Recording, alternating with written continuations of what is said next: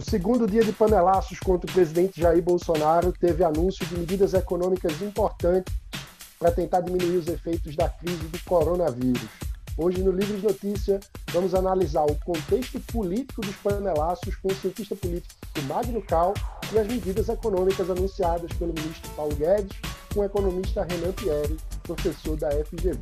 Já deixa aqui o seu like, se inscreva no canal e ative o sininho para não perder as notificações, porque de segunda a sexta-feira, mesmo em quarentena e fazendo home office, o Livro Notícia traz conteúdo novo para você com os principais destaques do dia para quem defende a liberdade pelo inteiro.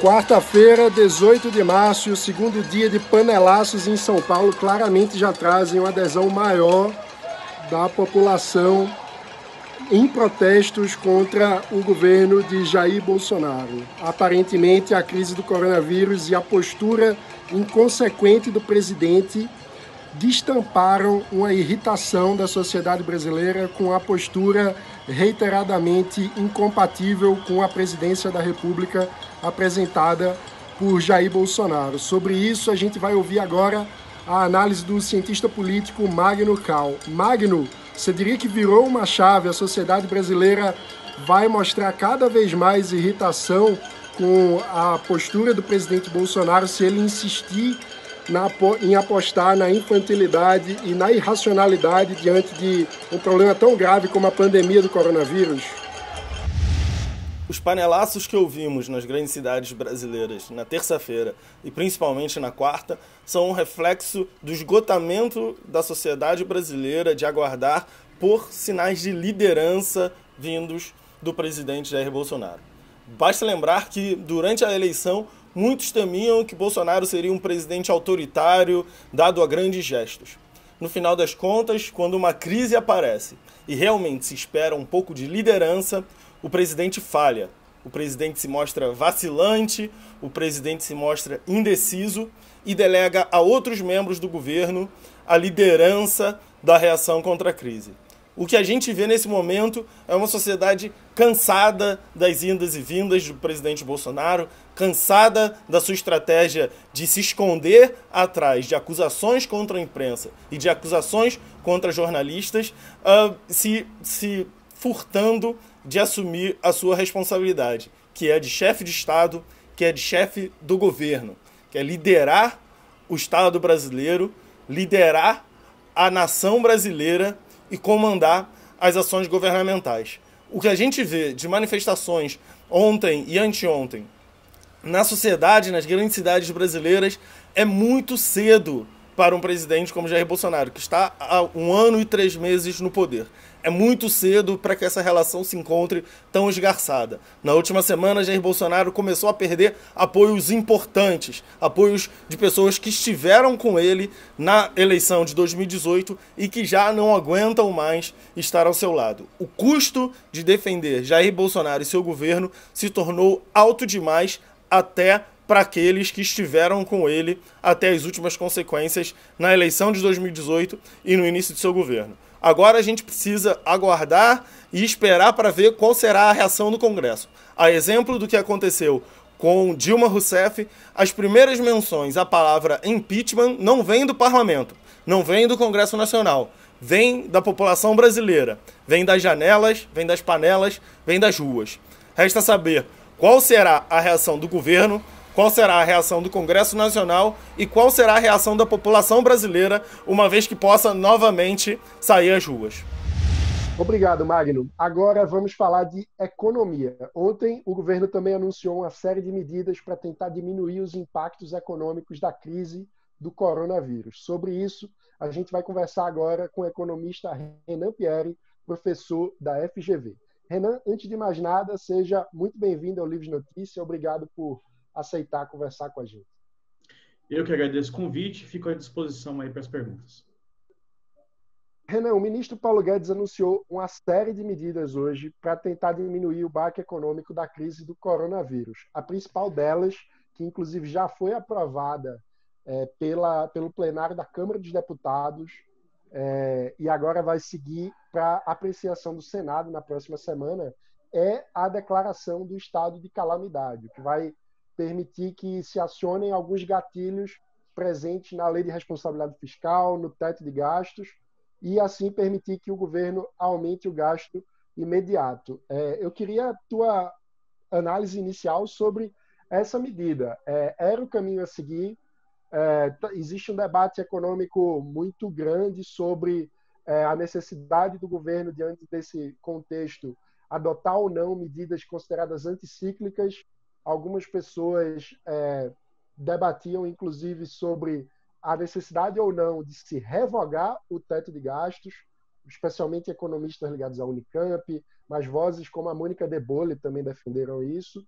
Outras pessoas, como Armínio Fraga, falaram que o teto de gastos já tem mecanismos, já tem gatilhos para serem acionados em casos como esse, mas ainda assim defendeu que é momento, sim, do governo tomar algumas medidas que aumentam os gastos. Vai contra a sequência, digamos assim, a tendência que o governo vinha adotando desde Michel Temer de tentar fazer um esforço fiscal para diminuir o déficit público que vem há 6 anos seguidos.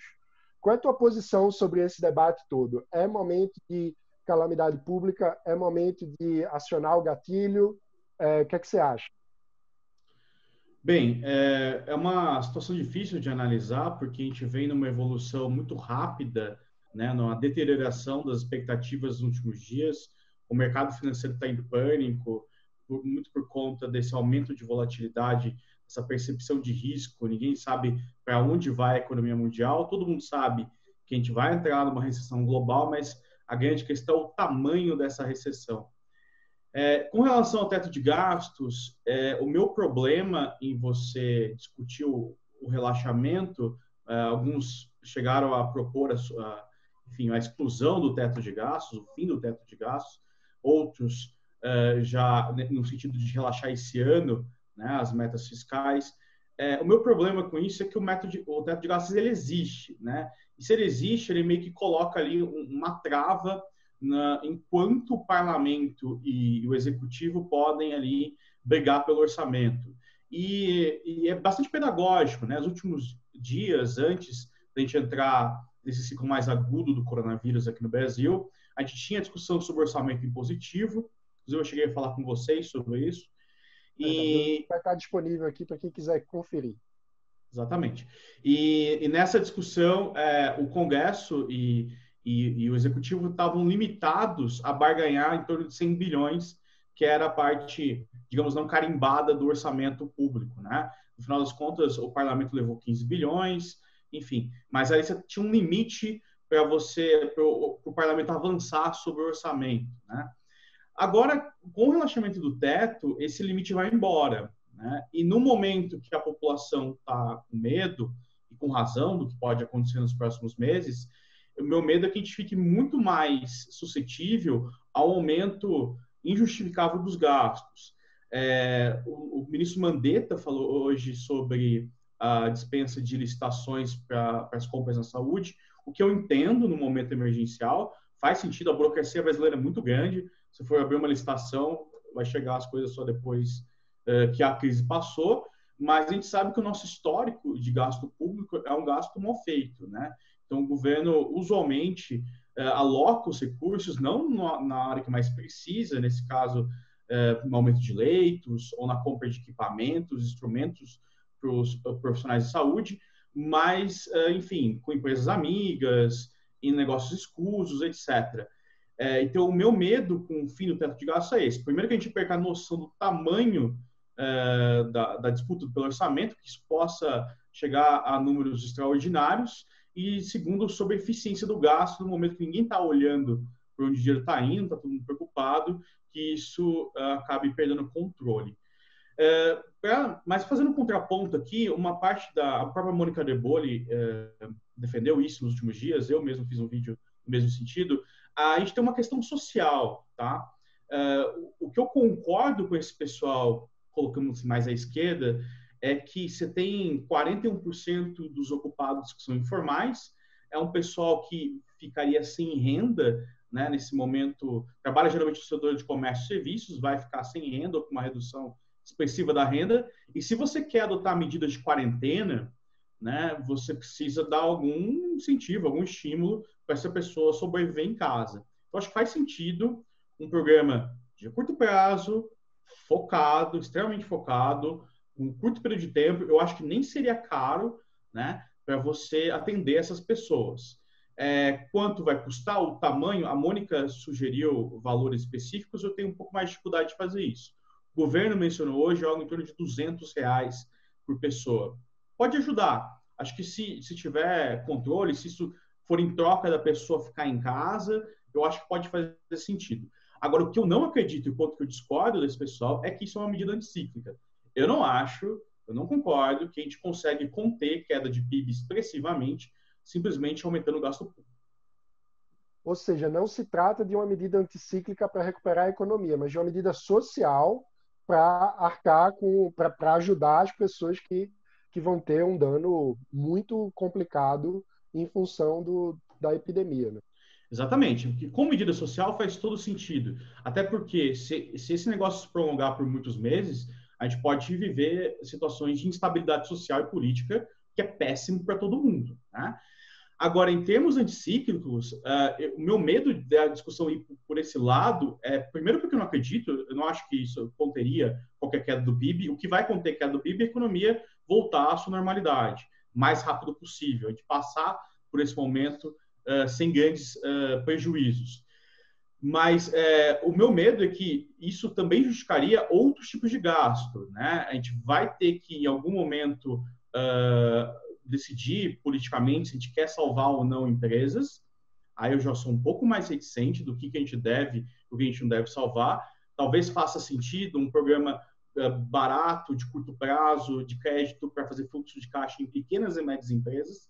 Quanto a grandes empresas, eu sou bastante reticente contra isso. Acho que tem que analisar situação por situação. E é sempre aquela questão, no momento de bonança, o agente privado ele ganha dinheiro, no momento de prejuízo, a gente socializa as perdas, né? Isso cria o que a gente chama de economia de perigo moral, o moral hazard, né? Que é aquele comportamento do empresário que não leva em consideração o risco da ação dele, porque ele sabe que ele pode ter ali a ajuda do governo depois. E sem contar uma volta do crédito subsidiado a grandes empresas, a lá BNDES, como a gente já viu em outros momentos. Então, acho que o governo vai ter que aumentar gasto no curto prazo para a saúde e para esses programas sociais, mas isso tudo pode ser controlado. O que me incomodou com relação à ideia de declarar calamidade é que isso não veio acompanhado de sugestões de aumento de receita de curto prazo. Quer dizer, a gente tem possibilidade de fazer caixa de algum jeito, nem que se for simbólico. A própria questão do fundo eleitoral, por exemplo. Poxa vida, num momento como esse, faria todo sentido a gente ter um corte expressivo desse fundo eleitoral, para não dizer acabar com ele. A questão das privatizações. O ministro Guedes prometeu, na campanha, no primeiro ano, que a gente teria 1 trilhão de receita com privatizações. A gente está muito longe disso. Mas o Congresso não aceita discutir privatizar a Eletrobras agora. Mas o fato do Congresso não querer discutir, o fato de não ter essa coordenação política, é fracasso do governo também, né? Então, expandir gasto agora, quer dizer, eu quero saber como é que fica o ajuste. Porque a gente tem em economia um conceito teórico mais interessante, que é o de equivalência ricardiana. O que é isso? Se eu dou mais dinheiro para as pessoas hoje, na mão delas, para elas gastarem, mas se elas esperarem que no futuro isso vai vir acompanhado de um aumento de imposto para compensar essa grana a mais hoje, o cara não vai gastar, ele vai poupar esse dinheiro para pagar amanhã. Tudo bem, É complicado, não é em todo lugar que se observa isso, tem evidência pró ou contra essa ideia, mas o meu ponto é, então, se você quer distribuir dinheiro, se quer gastar mais, aponte da onde vai vir o recurso depois. Ou seja, a gente precisa ter uma sensibilidade social para lidar com essa questão, mas não pode fazer de conta que existe mágica e que vai cair dinheiro do céu, né? Exatamente, tanto porque a gente vai ter que ter um país daqui a 4, 5 meses. Quer dizer, se a gente abandonar todo o esforço que foi feito nos últimos 3 anos, desde que a Dilma caiu, quer dizer, a gente não vai receber os recursos, os investimentos que vão vir depois. O mundo vai sair dessa em algum momento. E a gente deveria, mais do que nunca, estar preparado para receber esses investimentos depois, para sair numa situação melhor dessa crise. Então, essa agenda de reformas que a gente vinha discutindo, e a reforma administrativa, a reforma tributária, a PEC emergencial, tudo isso deveria continuar dando nesse período, é mais importante do que nunca. Eu acredito, assim como os parlamentares parecem acreditar, que isso não vai tirar a economia do buraco no curto prazo, esse mês. Mas daqui a 4 meses, a gente vai precisar ter um país. E se a gente tiver deteriorado muitas condições fiscais, aí a gente vai viver um período ainda maior de recessão e vai sair pior dessa crise do que os outros países. Renan, agora eu queria trazer algumas medidas mais específicas que foram anunciadas pelo governo para você fazer a avaliação. A primeira, você falou já na sua explanação, que existem empresas que pedem o socorro ao governo. Isso aconteceu no setor aéreo e a resposta do governo foi expandir o prazo das empresas para restituição das passagens canceladas para um prazo de 12 meses e autorizar o adiamento de alguns pagamentos de impostos e de tarifas relacionadas aos aeroportos. Como você avalia essas medidas? Olha, isso tudo funciona como uma espécie de crédito, né? Quer dizer, se o cara tem que pagar o imposto hoje e vai pagar amanhã, no fundo o governo está emprestando dinheiro para essas empresas. No mundo em que o juros está muito baixo, enfim, eu não vejo tanto, e cuja oportunidade do governo de conseguir recurso ele é menor, porque o governo capta recurso bem mais barato hoje do que captava antes, eu não vejo muito problema nisso. A questão é o volume de recurso. Né? Salvar uma empresa ou outra, salvar não, né? Mas fornecer esse crédito mais barato para uma empresa ou outra faz parte do jogo.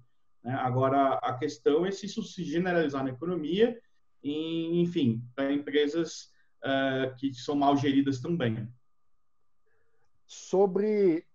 O governo também anunciou algumas medidas para tentar conter o aumento do desemprego.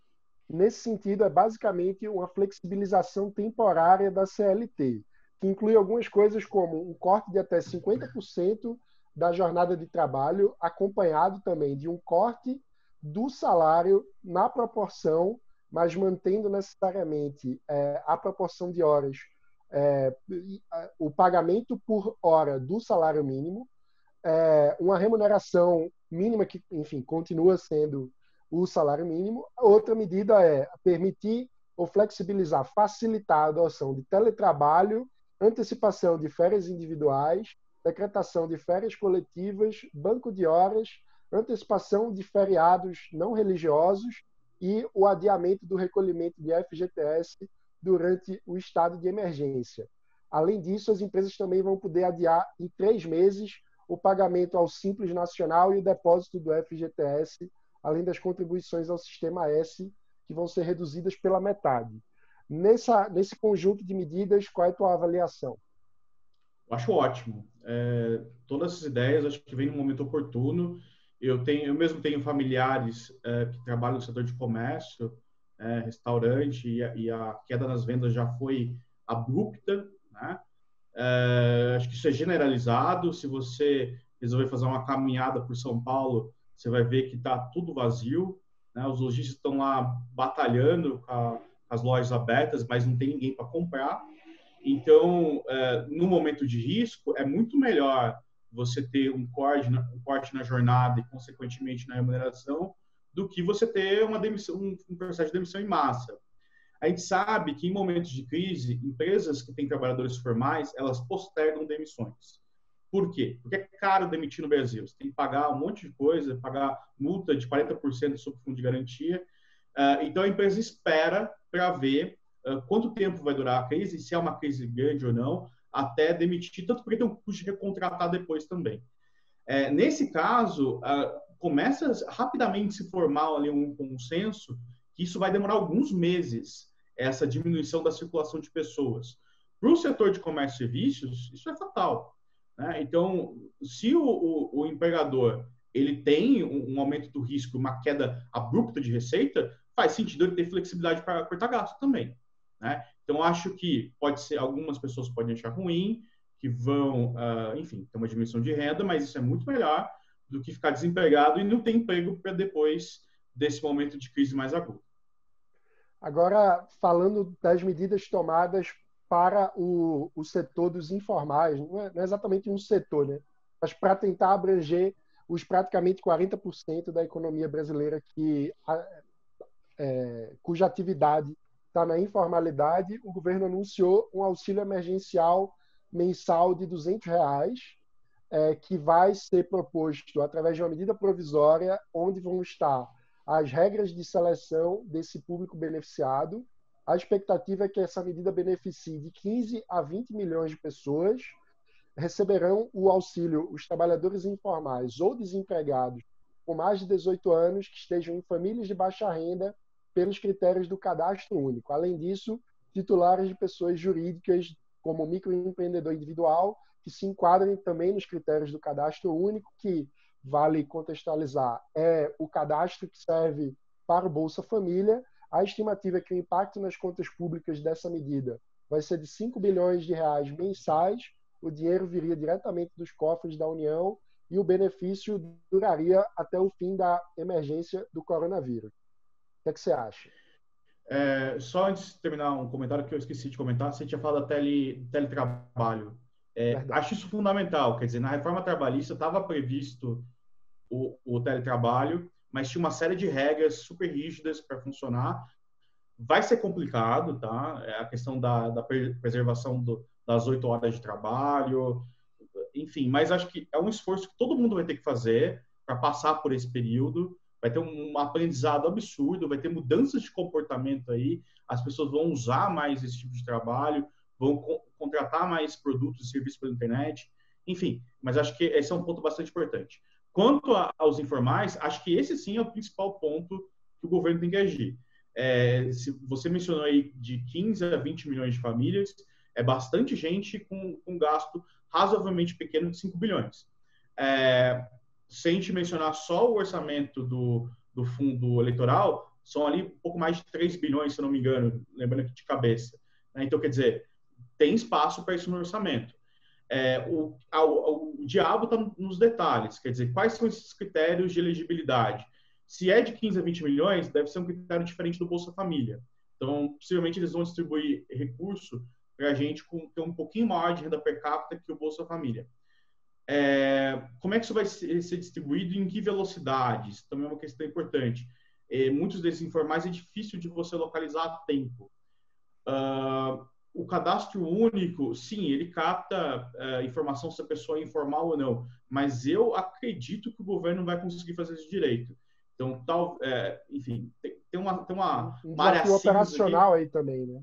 A gente tem essa tecnologia do cadastro único, que é importante, funciona bem para o Bolsa Família, embora, enfim, você feche os olhos para muita coisa, mas focar na informalidade eu acho mais complicado. Talvez você tentar mapear a renda per capita funcione, mas como é um programa que vai ter que ser aplicado muito rapidamente, eu duvido um pouco que as prefeituras vão conseguir fazer uma seleção nesse cadastro muito bem feita. Ainda mais no contexto em que não pode ter aglomeração, né? As pessoas não vão ter que ficar em filas. E você não imagina um assistente social ir na casa de cada um, pesquisando ali o ambiente da pessoa, eu não imagino isso.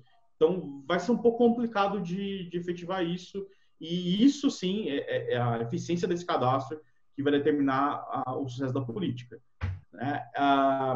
Então, assim, eu acho que é uma boa medida, acho que vem em boa hora. Eu tenho um artigo que eu publiquei alguns anos atrás, mostrando que mesmo o Bolsa Família, ele gera, para quem está ali perto do critério de elegibilidade, uma redução de oferta de trabalho, né? Quer dizer, se o sujeito ali está ganhando um pouquinho a mais do que precisa para receber Bolsa Família, ele diminui um pouco as horas trabalhadas para chegar no critério, o que é natural, mas é um efeito indesejável de qualquer programa.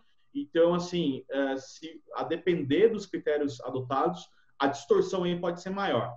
Mas, em um sobre momento... esse ponto que você trouxe, a gente tem uma entrevista no canal do Livros, vamos botar o link aqui também, com o economista Ricardo Paz de Barros, que é um dos formuladores do Bolsa Família, onde ele defende que um aperfeiçoamento necessário para o Bolsa Família é implantar uma espécie de rampa, né, do programa que faça com que o valor recebido pelo beneficiado varie de acordo com a renda que ele consegue para além do programa, de forma a, enfim, facilitar uma porta de saída do programa, né? Exatamente, quer dizer, a gente não sabe o tamanho dessa distorção, mas você pode fazer alguns ajustes nesse sentido de reduzir essa distorção. Quanto mais alto foi o critério de elegibilidade, quanto mais alto foi a renda que permite a pessoa participar do programa, maior vai ser a distorção que você vai ter. Então, tem um dilema de curto prazo, no momento em que muita gente vai ficar sem trabalhar, esse dilema pode ser ignorado. Mas é uma questão que a gente vai ter que discutir nos próximos meses. E tem sempre um risco político de coisas desse tipo vir e depois não ir embora mais. Então, como diria Milton Friedman, nada é mais permanente que um programa provisório do governo.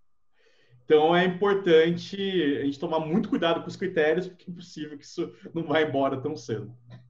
Mas, falando de outras medidas anunciadas pelo governo, para os idosos, a principal medida foi a antecipação das 2 parcelas do 13º de aposentados e pensionistas, que vão ser pagas em abril e maio, no lugar de agosto e dezembro.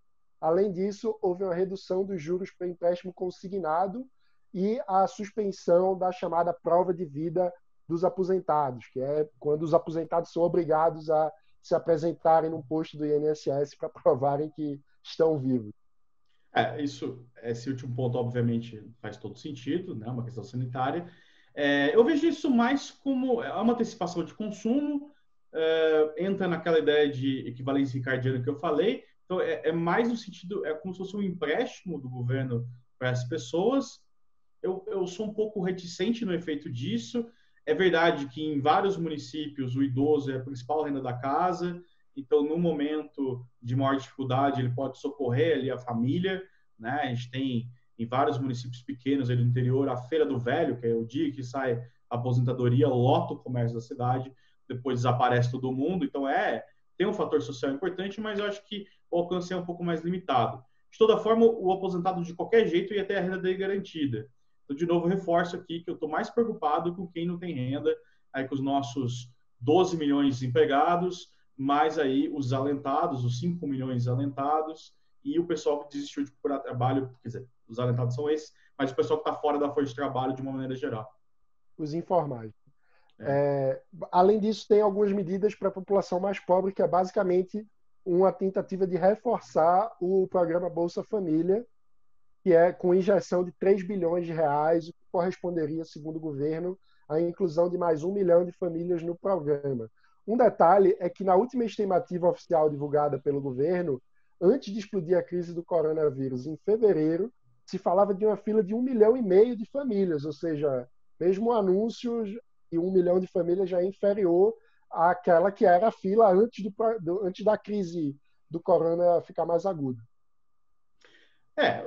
Enfim, o Bolsa Família é um programa barato, eficiente, ele tem uma função, ele tem uma série de estudos, talvez seja a área que a gente mais estudou, a política que a gente mais estudou no Brasil nos últimos 10 anos, tem externalidade em crime, em violência, reduz violência, aumenta a participação das pessoas na escola, ele é barato, funciona, é uma evolução grande em relação a programas anteriores que a gente tinha de distribuição de comida, etc.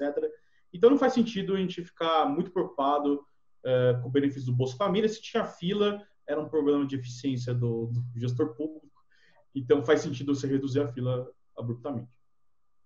Renan, chegando já no final da nossa conversa, eu queria que você avaliasse como tem sido a atuação do ministro Paulo Guedes e da área econômica do governo diante desse desafio.